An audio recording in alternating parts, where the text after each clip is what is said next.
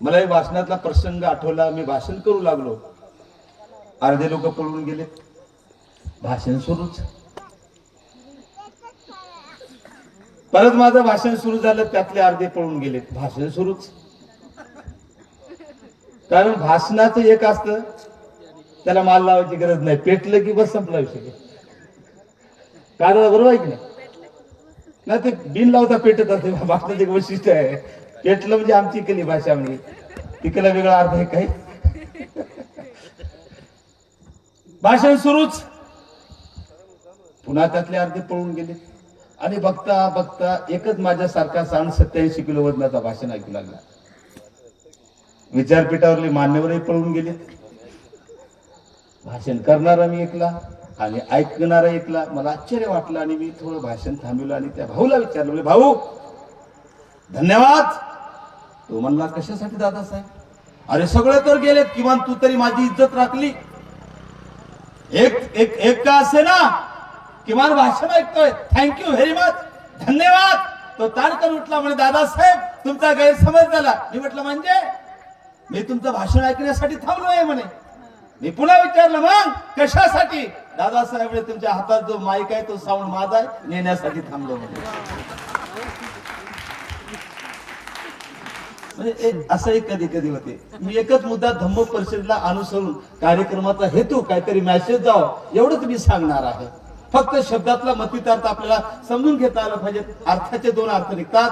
जेव्हा माय लेकरू पाण्यात भिजत आणि तेव्हा माय मत ये ना घरात येऊन मारना. जर पटकून येऊन लेकरू घरात तर माय डान्स करेल का? क्या बात आहे, मी म्हणल्याबरोबर लेकरू मेलं.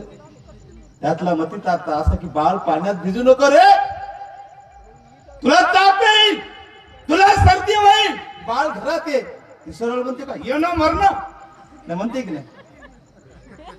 यालाही मतितार्थ म्हणतात. मी एका जागी गेलो, कोणाला मतितार्थ समजत नाही. आणि मग त्याच्या घरी बसलो,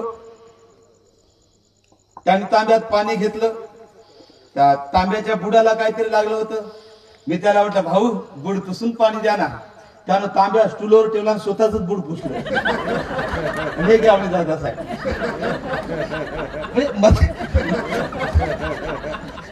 मतितार्थ समजलं नाही,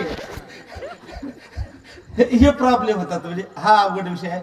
मी महत्वाचा मी तुम्हाला फार सांगणार नाही, डोक्याच्या वरून पळणार नाही. तुम्हाला म्हटलं पंचशील, तुम्हाला म्हटलं 4 आर्य सत्य, तुम्हाला म्हटलं अष्टांगिक मार्ग, तुम्हाला म्हटलं 10 पारमिता, कळेल का हो? काहीच कळत नाही लोकांना, अजून काहीच कळणार नाही. आणि म्हणून फार मी काही सांगणार नाही. सोपं आणि अत्यंत महत्वाचं मी सांगून या कार्यक्रमाचा अध्यक्ष समारोप करणार आहे. मला माहिती आहे माझी भाषणं तुम्हाला सगळ्याला पाठ झालेली आहे. आता ऐकतात, हा तुमच्यावर पडलेला संस्कार म्हणजे हा तुमच्या मनाचा मोठेपणा आहे. त्याबद्दलही धन्यवाद. मी थोडं मुख्य विषयाकडे होतो, कारण कार्यक्रमाचं टायटल आहे बौद्ध धम्म परिषद. मी विचार सांगणार नाही, डोक्यावर पडणार, कारण तिथपर्यंत आपली बौद्धिक वैचारिक पात्रता नाही. रियालिटी सांगायला आपण टिशीवरले बौद्ध आहोत. 14 एप्रिल एकदा पूज्यपूर्त बौद्ध आहोत. एक दसऱ्याला धम्मचक्र परिवर्तन दिनाला आहे की नाही. नाचण्यापुरते 14 एप्रिल, रडण्यापुरते 6 डिसेंबर. त्याच्यापेक्षा काय संबंध आपला धम्माचा? विचारा त्या मुसलमानाला. तुम्हाला माहित आहे काल परवा त्यांचा रमजानचा महिना संपन्न झाला. दिवसभर त्याच्या धर्माचं पालन म्हणून ते साधं एवढा उन्हाळ्याचे दिवस तू का गिळत काय? तो आम्ही बाबासाहेबांचं नाव घेतो, लाजा वाटाय पाहिजे, आणि गुपची बकरे कापतो तिकडे जाऊन. आणि परत मी बुद्ध, किती म्हणजे कमाल आहे मला सांगा.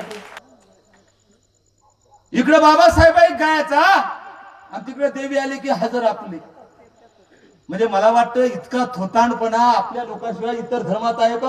अरे विचारा त्या शिकारा, धर्माचं महत्व कशाला म्हणावं? विचारा त्या मुसलमानाला, धर्माचं महत्व कशाला म्हणावं? मला वाटतं सर्वात जास्त धर्माला बाटविण्याचं काम केलं तर मनुवाद्यान नाही. मी माझी सत्सद बुद्धी जागृत ठेवून या ठिकाणी सांगतोय, बुद्ध आणि बाबासाहेबांना साक्ष ठेवून सांगतो, बौद्ध धर्माची खऱ्या अर्थाने वाट कोणी लावली असेल तुम्ही आणि आम्ही सर्वांनी, मी सुद्धा. हे जलजली सत्य आहे. विचार एवढ्या भाषण देणाऱ्या किती पोट जातीमध्ये लेकरं दिलेत म्हणा. मग खरा बाबासाहेब आणि बुद्ध कळेल. किती घरात देवाची पूजा करता तुम्ही? थोडं तुमचं तुम्हालाच विचारो, टीकेचा विषय, थोडं आत्मचिंतन करा. लायकी कळेल आपली, आपल्या लायकी. अत्यंत महत्वाचा मुद्दा एका बाबासाहेबाला एका पत्रकाराने प्रश्न विचारला, रियालिटी. म्हणे बाबासाहेब बोल, शिकाचा माणूस जर ओळखायचा असेल त्याला पगडी असतं, पगडी. म्हणजे पगडी आम्ही बघितलं की आम्ही न सांगता म्हणतो तो शिकाचा. तो पत्रकार बाबासाहेबाला म्हणाला की बाबासाहेब, मुसलमानाचा माणूस ओळखायचा असेल टोपी आणि दाढी असतो. आणि मग टोपी आणि दाढी वाला जर दिसला तर आपण काय म्हणतो, तो मुस्लिम. त्याला पुराव्याची गरज आहे सर. मग पुढे त्या पत्रकाराने बाबासाहेबाला विचारलं, सिखाचा माणूस जसा पगडीवरून ओळखू येतो, मुसलमानाचा माणूस जसा दाढी आणि टोपीवरून ओळखू येतो, बौद्धाचा माणूस आम्ही कसा ओळखायचा? थोडी बुद्धी जागृत ठेवा, बुद्धी. थोडं भानावर या, जरा भानावर. बघा बाबासाहेब तुमच्यावर विश्वास ठेवून काय म्हणतात. विचारलं बाबासाहेबाला, सिखाचा माणूस पगडीवरून ओळखू येतो, मुसलमानाचा माणूस टोपी आणि दाढीवरून ओळखू येतो, बौद्धाचा माणूस आम्ही कसा ओळखायचा? बाबासाहेब तेव्हा तुमच्यावर विश्वास ठेवून म्हणाले, अरे माझा माणूस तो त्याच्या कृती आणि आचरणामधून ओळखेल. कृती आणि आचरण. काय कृती हो आपली, काय आचरण? कृतीचा ना आपला काही संबंध आला का? खरं बोला, आचरणाचा ना आपला काही संबंध आला का? हे सगळं थोतांड चालू आहे. मला वाटतं आपल्या जाती एवढं थोतांड काय नाही सर. काय हो, जे बाबासाहेबांनी सांगितलं, माझा मुसलमान भाऊ, अल्लाहने सांगितलं तडजोड आहे का सर? करतात ते? अल्लाहने सांगितलं कोणापुढे झुकायचं नाही, इमानदारच्या झुकत नाहीत ते. शिकायला त्यांच्या धर्माने सांगितलं तडजोड करत नाहीत, पण आमच्या बापाने जे सांगितलं त्याची वाट लावण्याचं काम तुम्ही आणि आम्ही केलं. केव्हा यावर आपण चिंतन करणार आहोत? चिंतन मला सांगा तुम्ही. 15 ऑक्टोबर 1956 साली बाबासाहेबांचं भाषण झालं. 2 तास बोलले बाबासाहेब. एकच लाईन सांगतो मी, बंधू आणि भगिनीनो, फार पवित्र असा मी बौद्ध धर्म तुम्हाला दिलेला आहे. बौद्ध धर्म बाकी काही नाही, ते बाबासाहेबांचं जसं तसं वाक्य. जसं नाल्याचं पाणी सागरात मिसळतं, ओढ्याचं पाणी सागरात मिसळतं, नदीचं पाणी सागरात मिसळतं, एकरूप होतं. कोणता मायचा लाले ओळखू शकत नाही. पुन्हा एकरूप झाल्यानंतर नदीचं पाणी कोणतं, नाल्याचं पाणी कोणतं. बाबासाहेब धम्माला महासागराची उपमा देतात. तुम्ही तसे आलात, महासागरात एकरूप झालात, तुम्ही ओळखू येणार नाहीत. पण दुर्दैवाने बाबासाहेबाच्या बोलण्याला आम्ही चॅलेंज केलं आणि बाबासाहेबाच्या बोलण्याची वाट आपणच लावली. आम्ही एकरूप झालो नाही. आलो बौद्ध धर्मात सुरक्षित देव ठेवून, सिक्युरिटी, सुरक्षित पोट जाती ठेवून. काय सर, हाय कोणी गर्वाने सांगणारा की मी पोट जाती म्हणे पोरगी दिली म्हणून किंवा माझ्या पोराला पळून फिरून दिली, तो भाग वेगळा सर. हे कंसात ना, रिअल सांगाल तुम्हाला, हा वेगळा विषय आहे.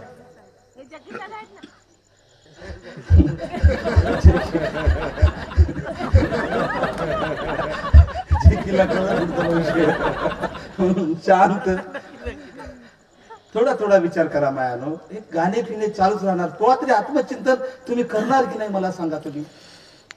बुद्ध किती मोठा बघा, बुद्धाचा विचार. बुद्ध एकदा प्रवचन देण्यासाठी जात होते. एक व्यक्ती दिसला, कहत होता तो. बुद्धाने बघितलं आणि म्हणाले, आनंद जा, तो कणत आहे. धम्माची ए टू झेड सगळी तत्वे त्यांना सांग. आनंदाने धम्माची सगळी तत्वे त्यांना सांगितली. तरी पण त्याचं कन्न थांबलं नाही. कळते ना, कन्न म्हणतात, थांबलं नाही. बुद्धाने त्याच्या चेहऱ्याकडे बघितलं आणि बुद्धाने ओळखलं सर.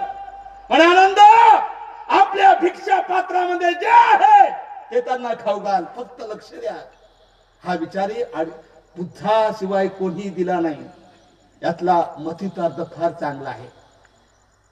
जेव्हा त्यांना विचार दिला, काही फरक पडला नाही, कणायचं त्याचं थांबलं नाही. पुन्हा बुद्धाने चेहरा बघितला आणि आनंदाला सांगितलं, आनंदा, जे आपल्या भिक्षा पात्रात आहे ते सगळं त्याला खाऊ घाल. जसं भिक्षा पात्रातलं अन्न समोर ठेवलो, कचा कच कचा कच कचा कच कचा कच कचा कच खायला लागला. भुकेला होता तो. जेव्हा सगळं अन्न संपलं, पोट भरलं, तेव्हा त्याने असा ढेकूर दिला आणि पुन्हा काय म्हणाला, आता शब्द केला, थोडं भान जागेवर ठेवा. हा बुद्धा म्हणे, तुम्ही अगोदर काही सांगत होतात, आता मला ते ऐकायचं. म्हणजे मला 2500 वर्षापूर्वी एखाद्याला विचार द्यायचा असेल तर अगोदर त्याच्या पोटाचा प्रश्न मिटवा. हा विचार फक्त बुद्धाशिवाय कोणीच दिला नाही, लक्षात द्या. आणि आपण तर पोट भरलेली माणसं. धचा ध तरी माहिती आहे का तुम्हाला? आहे का कोणा तरी धचा ध? धम्माचा कोणी अर्थ तरी सांगू शकेल का? हे दूर अष्टांगिक मार्ग, 10 पारमिता इत्यादी इत्यादी फार अवघड आहे. बुद्धानी माणसं जोडली. आम्ही बुद्धाचे उपासक माणसं तोडण्याचं काम करतो. शेवट माझ्या भाषणाचा बुद्धाने काय केलं तेवढं शेवट सांगतो आणि मी थांबतो. एक शेतकरी होता, शेतात काम करायला गेला, सोबत छोटस लेकरू. शेतकरी कामाला लागला, लेकरू काम करू देत नाही. 7-8 वर्षाचं बाळ. आता काय करायचं, तो कामच करू देत नाही. बापानी विचार केला आता काय करायचं, आणि मग तो झाडाखाली गेला, विचार करत होता. बाजूला चित्र दिसलं त्याला, त्यावर बघितलं जगाचा नकाशा होता. बापाला आयडिया सुचली, दिसलेला नकाशा हातात घेतला, टर टर टर टर फाडला, अनेक तुकडे केले आणि मग स्वतःचा हेतू साध्य करायसाठी त्या पोराला प्रश्न विचारला. म्हणजे बाळ, मी हे कागद पाडला. ते म्हणे, मग बापा, तू जर हे कागद जर जोडून दाखवला, मी तुला जे म्हणलं ते देईल, चॉकलेट देईल, काही देईल. बाळ खुश झालं, म्हणाले, बाबा टेन्शन घेऊ नका, मला चॉकलेट देणार ना? हो म्हणे, मी जोडणार. बापाला वाटलं, अरे ते किती तुकडे केले मी कागदाचे, ज्यावर जगाचा नकाशा होता, हा नकाशा जोडणं याच्या बापालाही जमणार नाही. पोरग काय जोडेल? म्हणे जोडणार. हो जोड म्हणे, तू मागल ते देईल. बापाला वाटलं शक्य नाही, बाप कामाला लागला. अर्धा घंटा गेला, 1 घंटा गेला, आणि 1 घंट्यानी पोराचा आवाज आला. म्हणे, पप्पा बोल. मी जगाचा नकाशा जोडला, ज्याचे 100-200 तुकडे झाले होते. बापाला आश्चर्य वाटलं, अरे चांगल्या माणसाला जमत नाही, या पोराला कसं साध्य झालं? बाप आश्चर्याने जवळ आला. म्हणे, बघू बेटा, हातात नकाशा धरला, पाहतो तर काय, जशाला तसा त्या लहानग्या लेकरांनी जगाचा नकाशा जोडला. बापांनी शेवटचा प्रश्न विचारला. म्हणे, पोरा, आज शहाण्या माणसाला जमत नाही, हे तुला कसं जमलं? तेव्हा पोरगा बोलला, अरे बाबा, मी जगाचा नकाशा जोडला नाही. बापाने विचारलं, मग काय जोडलं? तेव्हा पोरगा बोललं, बाबा, जेव्हा तुम्ही जगाचा नकाशा दिला, मी फाडला, त्याच्या पाठीमागे माणसाचं चित्र होतं. मी माणूस जोडलं, जग आपोआप जोडल्या गेलं. अरे बुद्धानी आपल्या विचारांनी जग जोडलं, आम्हाला शेजारी जोडता येत नाही. सर काय बुद्ध आम्ही सांगणार? म्हणे स्वतःला बुद्ध. शेजाऱ्या संग जगणं, घरातल्या सोबत जगणं, भावासंग. म्हणे बुद्ध. अरे बुद्ध म्हणजे किती मानवता दोन शिवा दिले, त्याला राग येऊन तो खरा बुद्ध. का सर? जीव गेला तरी जो विचार सोडत नाही तो खरा बुद्ध. आणि म्हणून मायानं आणि बहिणीनं मी विनंती करतो की किमान, फार शक्य नाही, सुरुवात करा शून्यावर. माझं स्वतःच म्हणणं आहे, अपवाद असतील, शून्यावर होता पण सर आहे ते अपवाद आहेत. माझं म्हणणं सगळा नाटकी आणि ढोंगीपणा चालू आहे. भंते म्हणतात मग ते सोयरावं, लाजा वाटाय पाहिजेत म्हणतात की नाही सर? खरं बोला तुम्ही. भंते म्हणतात आपलं गोठं घेऊन बसा दुकान.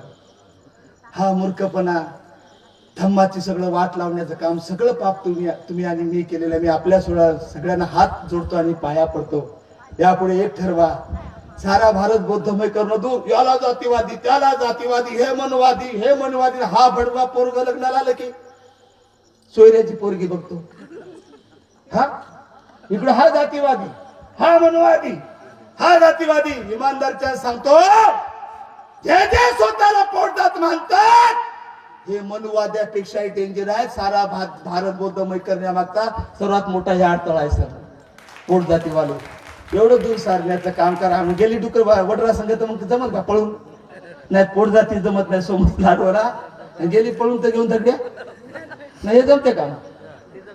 ह मी हातापाया पडतो सर्वांना. आणि किमान परिवर्तन एका दिवशी होणार नाही. सुरुवात करा किंवा देव आयला जायचं कंदरे आहे करायचं आणि कुठे गावडी माझ्या खालू नाही इकडे रमाई जाईल ती करायची. काय यार मायला मनाला विचारा. दोन्ही जमते का? परमिता ताई दोन्हीवर हात ठेवता येते नाही का? जमते का? आणि म्हणून आपल्या सर्वांना विनंती करतो, कारण माझं बोलणं हे माईचं होय दाईचं न. माईला बोलायचा जसा अधिकार असतो, मी तुमच्या घरचा आहो. खरंच तुम्ही थोडा विचार जरी रमाईच्या लेखी म्हणल्याने काय पॉवरफुल पाहिजे तो. रमाबाईने हट्ट लावणे बाबासाहेब मला पंढरपूरला दर्शनाला जायचं. देवाला मानत होती ना रमाबाई, अडाणी होती रमाबाई, उपास तापास करणारी होती रमाबाई. काही तिला कळत नव्हतं. BA, MSc, PhD, DSc, LLD, DLitt बार आटला आणि दम लागला मला. एवढे बाबासाहेब शिकले पण रमाबाई देवाला मानत होती ना. म्हणजे बाबासाहेब पंढरपूरला मला दर्शन जाऊ द्या सांगितलं बाबासाहेबांनी. जाऊ नको. गेली का हो? आमचं कुत्र्याच्या शेपटीसारखं. ते एखाद्याच कुत्र्याची शेपूट जर नळीत घातली ना, मी घातली होती बरं दादा, अरे इमानदारच्या सर मी एकदा खरंच परत करून कुत्र्याची शेपटी मध्ये नळी घातली. ते असे आमचे आले युवाई पागल हा का म्हणे. काय झाले? अहो म्हणे शेपूट कोणतं सरळ होते का? शहाणे माणसं तुम्ही, तुमच्यासारख्याला अक्कल नाही. कुत्र्याच्या शेपटीमध्ये नळी घातली म्हणे. मी पागला तुम्ही शेपूट सरळ करायसाठी घातले मग नळी वाकून घ्यायची होती. जेव्हा नळी अशी झाली समाजाची अशीच अवस्था आहे. मी जे बोललो तुमचा घरचा म्हणून बोललो बरं.